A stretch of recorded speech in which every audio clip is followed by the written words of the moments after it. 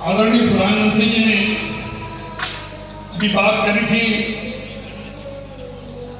कलकत्ता की।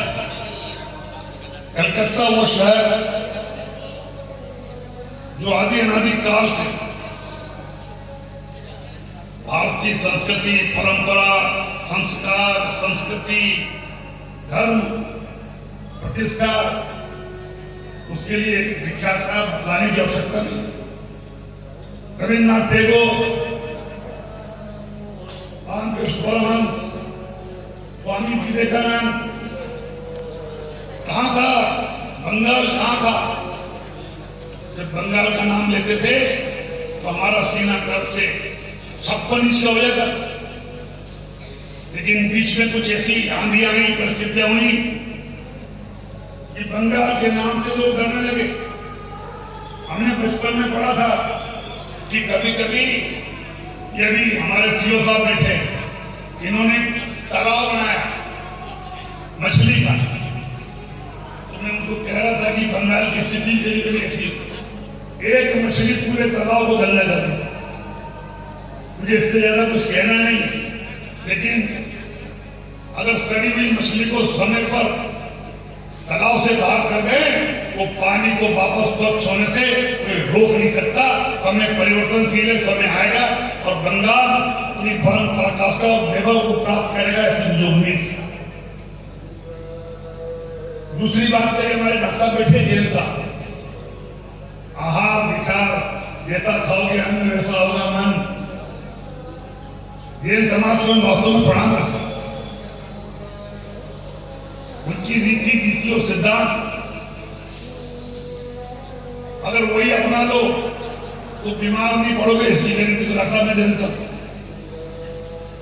प्रधानमंत्री जी ने भी कहा क्या खाना, कैसे खाना, कब खाना, कम खाना। और इन सबसे दुनिया में अगर हम आपसे बात कर पा रहे हैं, बोल पा रहे हैं, तो एक ही कारण है, बॉडी एंड माइंड। अगर बॉडी ठीक है और माइंड ठीक है तो दुनिया अच्छे से चलेगी। और बॉडी और माइंड के लिए क्या जरूरी है? योग। आप किस्मत वाले हो कि योग कर पाओगे और कर पा रहे हो। मेरी मजबूरी, मेरे दोनों घुटने चेंज है। डॉक्टर साहब बैठे, इसलिए मुझे अच्छी तरह मालूम है। हड्डी वाला डॉक्टर समझता है कि तकलीफ क्या है। ये तो लोग कहेंगे मंत्री जी ने कपड़े तो पहन के आए थे, योग तो करे ही नहीं। अरे भैया बड़ी मुश्किल से चलने का भी हुए हैं, थोड़े दिनों चल ले लो। मैं तो आपको मिलने आया हूं इसी बहाने से कि हम आपको देख कर ही खुश हो जाए। थोड़ा ऊपर कर ले ऊपर से, लेकिन घुटने का नीचे बैठने का कोई काम नहीं। और अगर नीचे बैठ गया तो वापस उठ नहीं पाऊंगा। बड़ी मुश्किल से तो 36 साल से खड़ा हुआ, मुझे 36 साल हो लगता खड़े हुए, अब बैठने नहीं चाहता। 36 साल पहले खड़ा हुआ था, अब बैठना नहीं चाहता। और बैठ गया तो उठ नहीं पाऊंगा।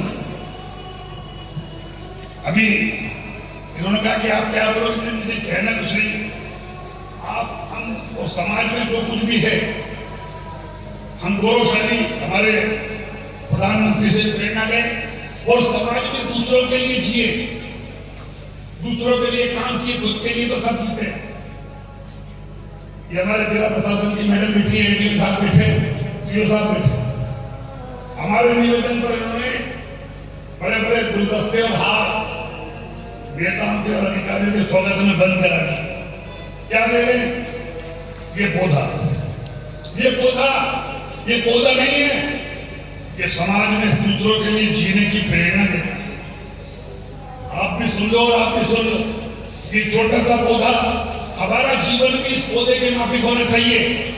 घर में लगाओ, सुंदरता बढ़ाए, इसके लिए दूसरों के। थोड़े बाहर लगा दो, बड़ा होगा, फल देगा, इसके लिए दूसरों के लिए। थोड़ा और बड़ा हो जाएगा, छाया देगा, इसके लिए दूसरों के लिए। थोड़ा और बड़ा होगा, पक्षी अपना आसरा और घोंसला बनाएंगे, इसके लिए दूसरों के लिए। और अंतिम समय में इसके लकड़ी अपने काम आएगी। राम नाम सत्य है। पूरा जीवन ये छोटा सा पेड़ पौधा हमें दूसरों के लिए जीने की प्रेरणा देता है। हमारा जीवन भी इस पौधे से हम प्रेरणा लेते आगे बढ़े। और इसलिए मैं तुम्हें बधाई देता हूँ कि ऐसा प्रेरणा स्रोत से अगर आप स्वागत कर रहे हो तो हम जनता को, नेताओं को दूसरों के लिए जीने की प्रेरणा देंगे। आपके विचारों को भी कि आपने हमारे सुझाव को माना तो हम सब लोग अपने घरों में पौधा, क्योंकि बिना ऑक्सीजन देगा भूल गए थे, नक्शा बैठे, ये ऑक्सीजन नहीं देगा तो बाबू जल्दी हो जाएगा राम नाम सब। ऑक्सीजन की पौधा देता है तो पूरा जीवन दूसरों के लिए जिए।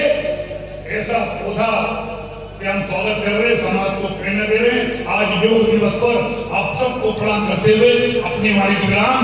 जय श्री राम।